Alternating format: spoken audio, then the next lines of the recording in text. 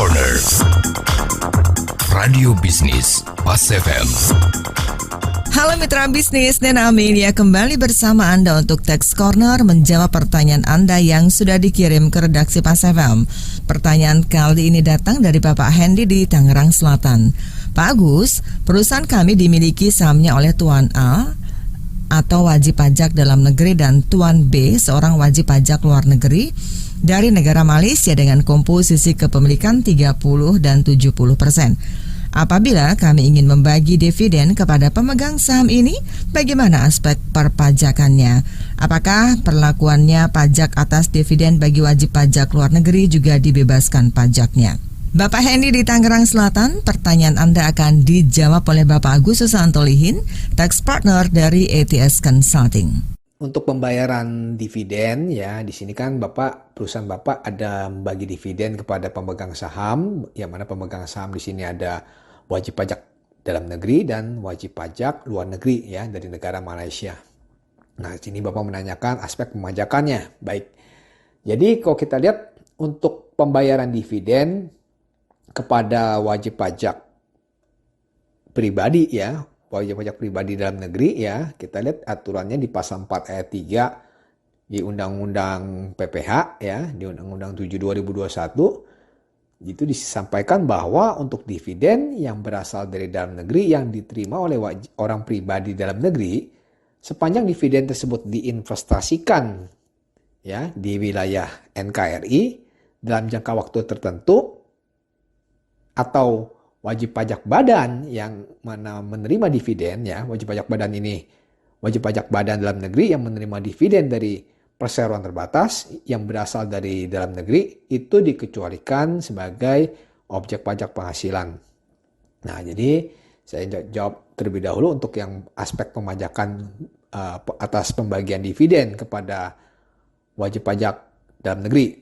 Nah, jadi untuk pembagian dividen dari perseroan terbatas dalam negeri yang mana dilaksanakan itu berdasarkan RUPS ya, berdasarkan rapat umum pemegang saham. Nah, jadi dividen yang diterima oleh wajib pajak orang pribadi dalam negeri yaitu harus semuanya diinvestasikan ke wilayah NKRI dalam bentuk instrumen yang telah ditetapkan. Nah, instrumennya ini itu diatur ya di Peraturan Menteri Keuangan nomor 18 tahun 2021. Di situ ada bentuk-bentuk instrumen keuangan yang ditetapkan. Ya, jadi nggak sembarang instrumen juga. Nah, untuk saat dan jangka waktu investasi ya untuk wajib pajak orang pribadi dalam negeri yang menerima dividen itu dilakukan paling lambat. Kapan? Paling lambat adalah akhir bulan ketiga ya. Jadi kalau misalkan dividennya itu dibagi di tahun 2023 ya, maka paling lambat diinvestasikan adalah akhir bulan ketiga setelah tahun pajak berakhir. Artinya 31 Maret tahun 2024. Ya, itu harus paling lambat diinvestasikan. Nah, investasi ini juga dilakukan paling singkat selama 3 tahun pajak. Ya, terhitung sejak tahun pajak dividen itu diterima. Ya, dan investasi itu tidak dapat dialihkan. Nah, kecuali ke dalam bentuk investasi yang mana ditetapkan ya di aturan PMK 18 tahun 2021. Nah, di situ bentuk instrumennya banyak sekali ya. Mungkin salah satu deposito, reksadana, tabungan dan sebagainya. Di situ boleh. Itu sepanjang pemindahan investasinya yang mana diatur dalam ketentuan PMK 18 itu boleh ya.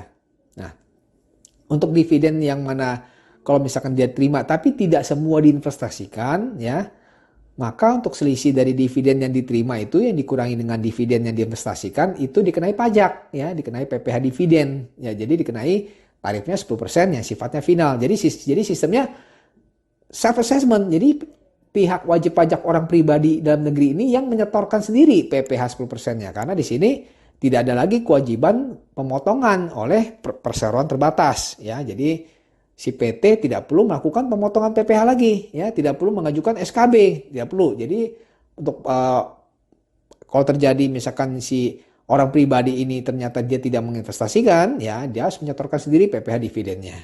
Nah, tetapi memang berbeda nih perlakuan pajaknya untuk pembagian dividen yang mana diterima oleh pemegang saham, yang mana pemegang sahamnya itu wajib pajak luar negeri. Nah, di sini kan dari pertanyaan Pak Hendy, pemegang saham perusahaan Bapak adalah wajib pajak luar negeri dari negara Malaysia. Nah, kita lihat untuk dividen ya, dividen itu yang mana diterima oleh wajib pajak luar negeri itu terutang PPh ya, terutang PPh pasal 26, Pak, ya. Jadi dikenakan tarifnya adalah 20% dari jumlah bruto dividen ya, dari total dividen yang diterima.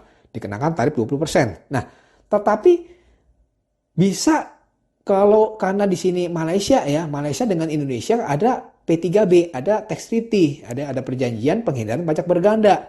Nah, kita lihat kalau di tax treaty antara Indonesia dengan Malaysia untuk pembagian dividen ya, tarif dividennya itu adalah 10%. Nah, untuk bisa dikenakan tarif sesuai tax treaty ya, maka pemegang saham Malaysia tersebut ya wajib memiliki dokumen Form DGT1 ya. Jadi mengisi Form DGT1 ya, itu mesti dilihat di Form DGT itu bisa dilihat di Peraturan Ditjen Pajak Nomor 25 tahun 2018, itu formatnya, template-nya. Pak Hendy bisa agar mengisi itu ya, menyuruh pihak pemegang saham dari Malaysia itu mengisi Form DGT1 agar kalau mau dikenakan tarif PPh-nya 10%. Nah, tapi kalau misalkan tidak ada Form DGT1 ya, maka pemotongan PPh pasal 26-nya dikenakan tarif sebesar 20% dari jumlah bruto dividen. Oke, demikian. Saya Agus Santolihin. Semoga bermanfaat untuk Pak Hendy dan pendengar Pas FM. Demikian Agus Susanto Lihin, Tax Partner ATS Consulting dalam Tax Corner Radio Bisnis Pas FM. Jika Anda memiliki pertanyaan seputar pajak, email ke redaksi@pasfm.com.